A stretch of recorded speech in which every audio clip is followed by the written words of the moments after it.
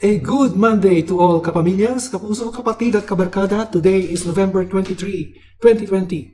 32 days na lang, Christmas na. We have news on ASEN, the SMC Skyway, and Metro Pacific. Please join me as we also take a look at the results of trading in the PSE. All of these in the Thank God It's a Monday, November 23 edition of the stock market today.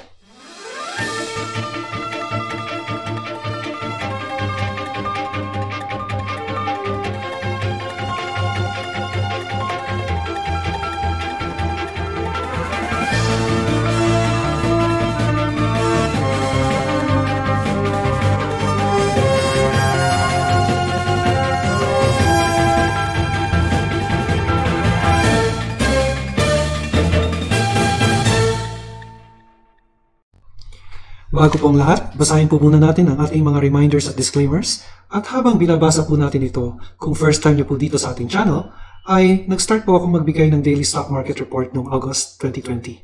I invite you to subscribe to my channel so you will always be updated with the latest news and the information on the stock market and the most active stocks in the PSE. I am a retired employee of one of the Philippines' largest banks. I was also an OFW when I was assigned to our branch in Hong Kong as head of compliance. Mga 8 months din po akong namalagi sa ibang bansa. And after that, I was assigned through the grace of God as Chief Compliance Officer of a bank subsidiary. And since early 2000, I started investing in UITFs. And a few years later, I started investing in stocks. I review the most active stocks in the Philippine market using technical analysis, and sometimes I add a bit of fundamental analysis. By the way, if you want me to review your favorite stock, please comment on the box below and I will do my best to do the review. Our first news is from the business world. AC Energy ready sale of stake in Bataan and Mindanao power projects. AC Energy or ASEN intends to sell its investments in coal-fired power plants projects in Bataan and Lanao del Norte in line with its shift towards renewable energy. The plants in question are under GN Power Diningin and GN Power Mariveles, and are not included in the injection of local power assets into AC Energy Philippines. AC Energy has a 2025 attributable target of 5 gigawatt capacity with a 50% coming from renewable sources. So the mix actually of AC Energy is not pure renewables. They also have coal-fired plants, and they are trying to make the mix more on the green side, meaning they wanted to get more on the renewable energy side and do away with energy derived from coal. Our next news is on San Miguel. May nangyaring aksidente sa Skyway. And this will push back the implementation of the Skyway Extension Project. Now, this is in the south. And the connector road hopefully would proceed. So the Skyway Extension Project, this is also from the business world. SMC vows stricter measures after Skyway accident.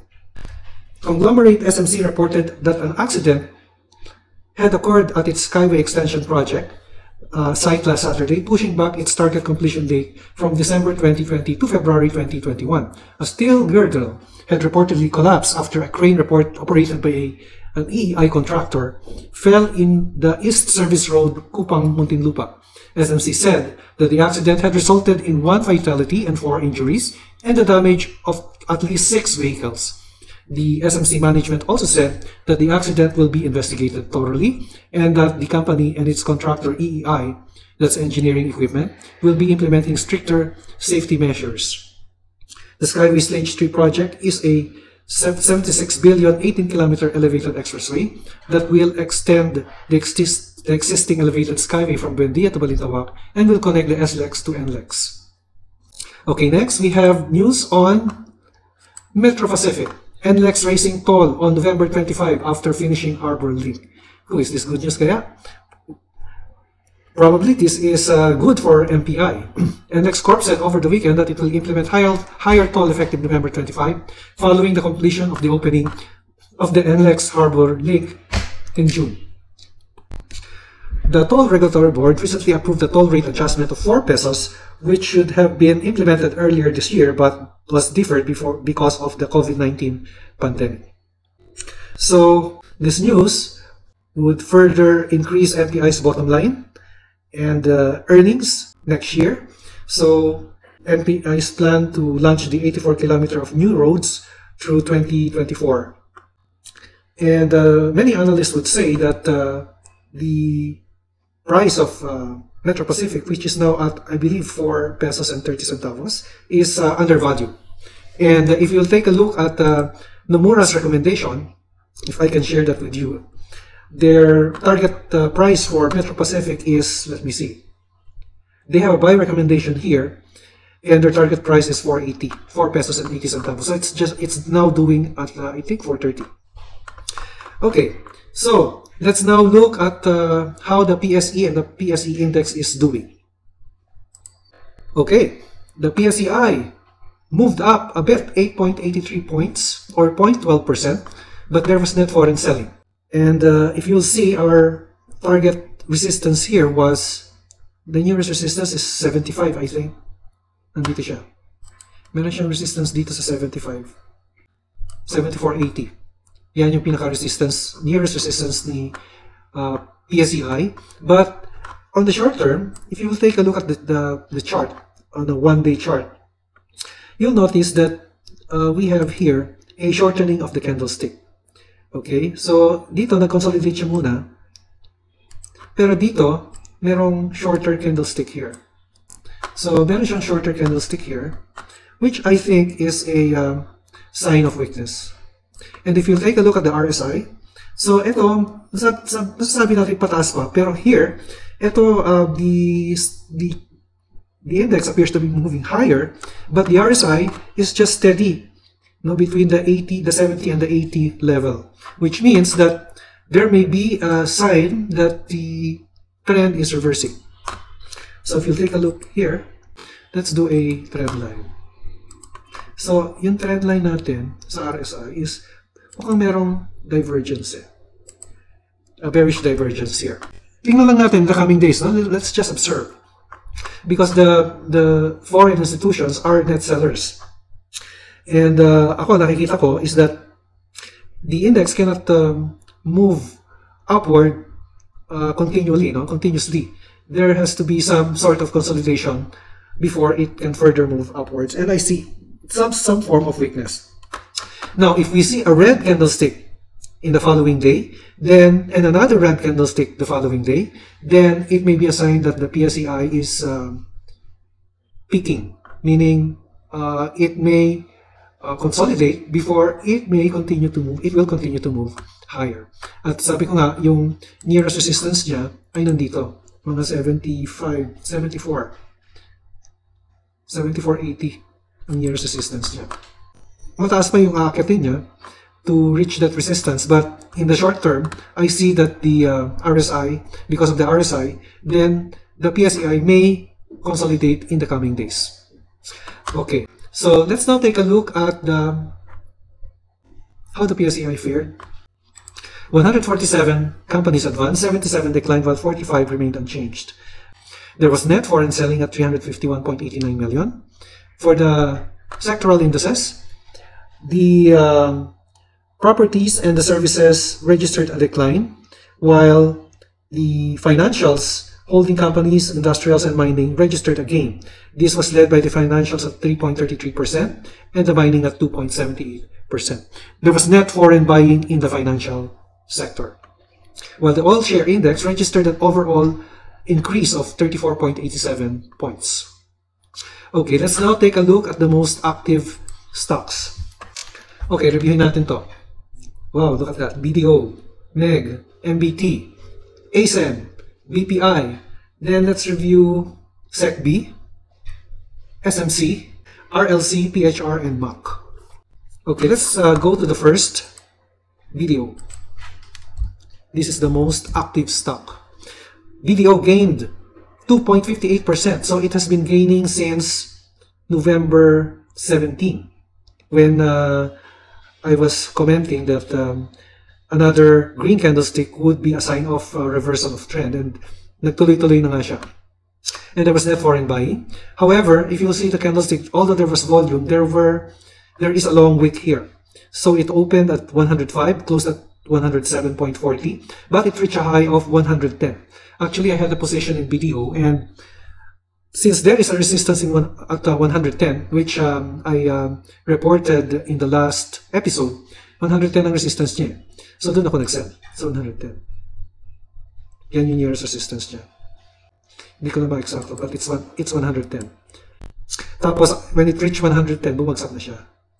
Yan, 110.21, actually it's 110. Hindi ko lang siya ma-exacto. And the next resistance of BDO is 114. Kasi when I do my trading plan, sometimes na-memorize ko na yung mga resistance ng mga stocks. So, ang next resistance level niya is 114. Pero, is it wise to buy the stock at ang target price mo is 114 when we already sold at 110? Ang tingin ko sa is that hindi worth it yung risk reward eh. So, if I will buy now at 107.40 and but the nearest support is mga 100, tapos ang target ko 114, it's less than 1:1. So, hindi ko siya tinuloy. Pero kung long-term trader kayo or long-term investor kayo, you just see the potential of the stock. 160, 161 ang potential niya. Eh, bull market tayo ngayon. Ngayon, kung magiging target natin is not 114, but you will look beyond. Say your target here would be pwedeng 135 yung next resistance level. Or dito, 125. Yan. Pwede siguro. Kasi kailangan at least 1:1 yung risk-reward natin dito eh. Maganda kung 2:1. Sinumura kasi wala siyang recommendation to BDO. Well, understandably, no? Because mother company niya si BDO. It's a subsidiary of the bank, no? So, naturally, wala siyang recommendation dyan. But, kung akong tatanungin nyo, kung ang target natin is 114, it's not worth it. Kailangan yung target natin dito para maging worth the buying of the stock at this level should be mga 125. In that way, ang risk-reward mo is 1 is your risk and 2 is your reward. Eh, bullish pa naman yung market. So, kung ako mag-trade dito, hindi 114 yung magiging target ko, but magiging mga 125. Pero, kanina, I was thinking na sa 114, umatras ako. So, hindi worth i-target yung 114. Dapat much higher pa. Okay, next, let's take a look at MEG. MEG, isa pang bullish stock to, no? Actually, if I can share with you again, the recommendation of BDO Nomura, I get this stock picks daily. Yung MEG, or what you call Mega World, buying recommendation niya dyan eh. Because their target price is 4.30, 4 pesos and 30 centavos. And I was able to get in at a mababa ko nakuha to eh. Yung MEG, 3.30 ko siya nakuha. So I was able to buy 3.30 at nung November 11. Dito ako nakabili. 3.30, halos tuktok na siya eh. Pero bumagsak siya tapos tumaas ulit eh. At ngayon, nasa 4 na lang. So, yung upside niya is siguro mga less than 10% na lang. And once it reached the target price, then mag-out na ako doon. And yung risk-reward ratio niya, nung binili ko siya at 338, the risk-reward ratio was medyo mataas. No? Tingnan natin. How did I trade MEG?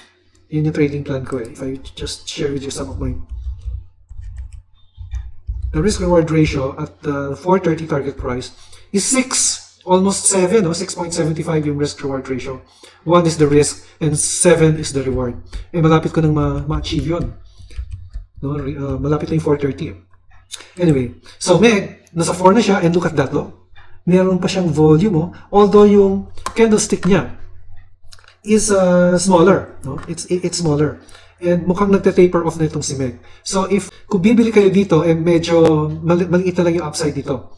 So, kung titingnan natin yung trend line, kasi tingnan mo yung RSI, oh, it's constant or somewhat up at 80. Ayan. So, meron siyang bearish divergence dito. So, which means that sooner or later, the stock will taper off. Pero bullish pa rin siya. Hopefully, makuha ko yung target price ko na 430.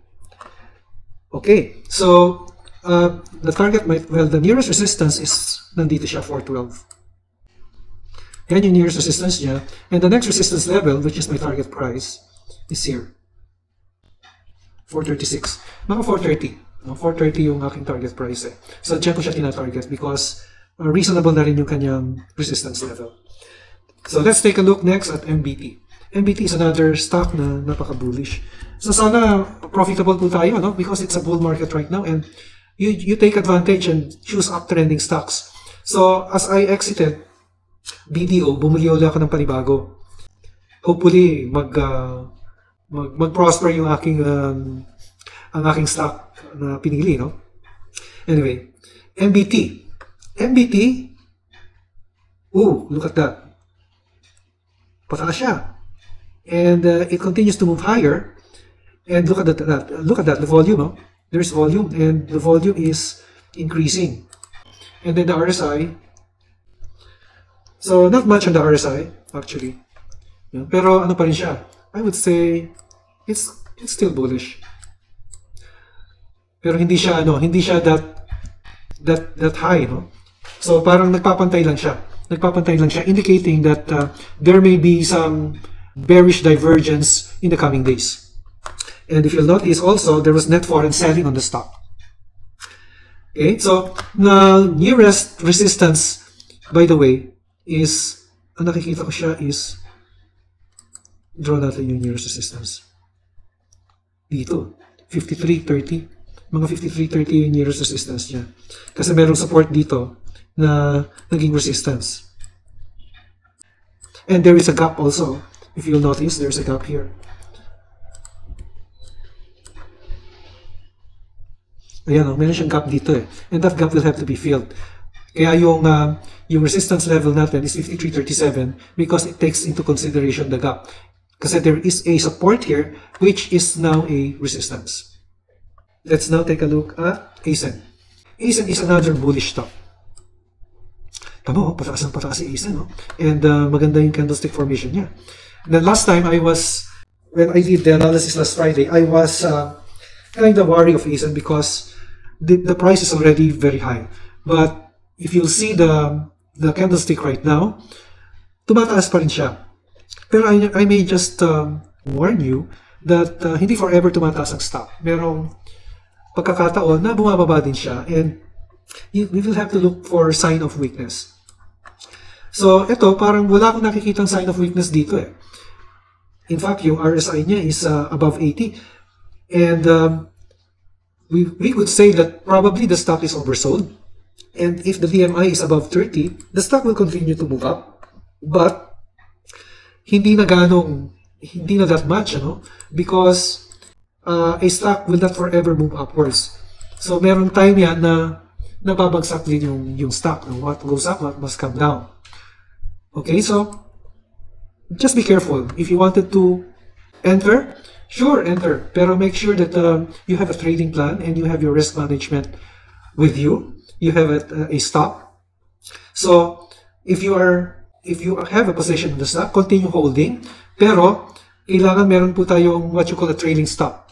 And a good trailing stop would be your moving average line. So, pwede mong i-trailing stop itong EMA20 natin, which is now at 450. Okay? Kung dati ang trailing stop mo nandito, nasa 380, pwede mo nang itaas yung trailing stop mo to 450. Kasi tumataas yung stock eh. And together with it is the trailing stop or your cut loss limit. I cannot say where the resistance is. Probably we can say that the resistance is at the high of 645 because that is the only data we have. And we don't have any historical basis to say that that is the definite resistance of ASEN except for that 52-week high of 645 kanina. However, the nearest support I would say is here. Mga 580 yung nearest support niya. O 585. So you can continue to hold on to the stop pero gawa kayo ng trailing stop. And kung ginagamit nyo ay moving average, you can use the moving average as your trailing stop. So pagka nagkaroon ng problema si ASEN, or you can make it a bit higher, no? So gamitin niyo yung ATR niya. So if it's 639, kung naka-enter kayo halimbawa sa 6, ang cut loss nyo pwede nyo gawing minus 28.28. So that would be 6 minus 0.28. That's 72. 672 yung cut loss nyo. Pero if you were bought the stock at a much lower price, pwede nyo i-trailing stop yung EMA 20. Ano lang tayo dito, ingat lang tayo dito. Next is BPI.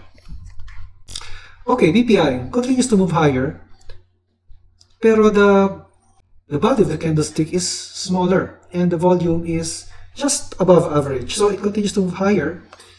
Again, sa akin is ingat din tayo dito because although may net foreign buying yan, maaaring mag-move higher yan. Ang nearest support, ang nearest resistance rather, is this. Nasa 91, yung nearest resistance niya. So it may test that level first before it can move higher. Tingnan natin yung earnings ng PPI. So lower yung earnings expected. So ito yung high niya. Dito meron siyang wick dito which we can say 92. So 91.98. So almost our estimate for the resistance is 92. So ingat lang po tayo dito. Make sure that if you enter now, although the stock is bullish, then make sure that you have your stop loss ready. Okay, next, let's take a look at SECB. Uy, SECB, look at that. Breakout ulit. And it's the highest. This is the highest level since March 2020. March 20. Yeah, no? Highest level siya. And this is definitely a breakout. Ano yung maganda yung niya. Yun. Ito, investor snatch up Security Bank after Q3 earnings data. So it must be a good financial report that SECB had. Kaya lang, mababa yung profit niya as expected. But just the same, they are bullish about SECB. And what the analysts are saying is that the weakness on the bank's profit will spill over in 2021 because of a lot of provisioning being done on their accounts receivable, on their loans. Okay, so let's take a look at SECB. So how will I see the stock? Actually, how can I say that this is going down when this is going up? So the next resistance level that I see, the only way here is to go up. Nasa 145 na yung next resistance nito. Tignan natin yung recommendation ni Nomura sa SECB. Security Bank. Mababa lang yung niya. Mababa lang yung recommendation niya dito. Neutral siya. 112. Pero nasa na siya. Nasa 122.50. So, alam niyo hindi naman lahat tumatama. No? Meron din sumasablay dyan. Kung paniniwalaan nyo si BDO Nomura. Okay, so nasa sa atin din yan kung paniniwalaan natin yung isang report o hindi. Pero a lot of my trades, I based it on the recommendation of BDO Nomura and my own analysis of the stock. Kung may merit yung sinasabi ni BDO Nomura, then I go for it. Kung walang merit, then I don't go for it. So ito yung isang stock na recommendation niya is neutral. Neutral yung kanyang recommendation.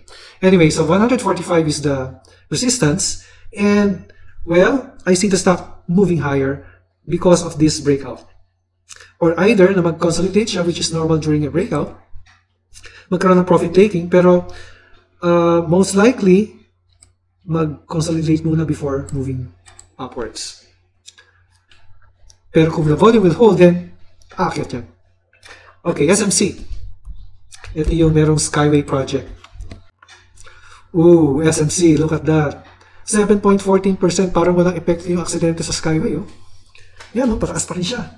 And let's take a look at the earnings. Earnings is respectable, 8.79%.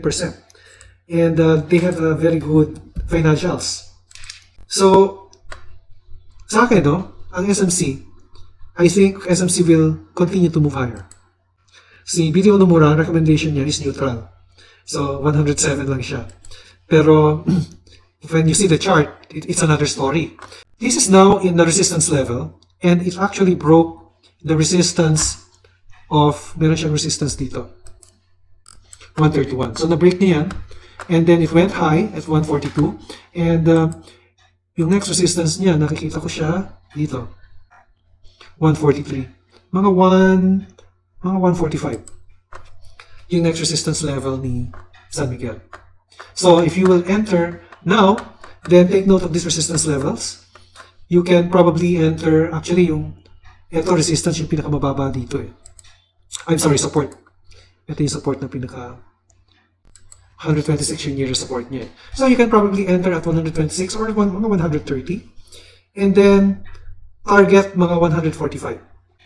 Basta 2:1 yung ratio nyo. If you're a swing trader, 2:1, then okay na yun. And then, kung tumakas pa, di bonus na yun, di ba? Bonus na siya. So, you sell in tranches para ma-maintain mo yung momentum ng stock. Next, let's take a look at RLC. RLC is another stock which I have a position. I was able to enter at 1608.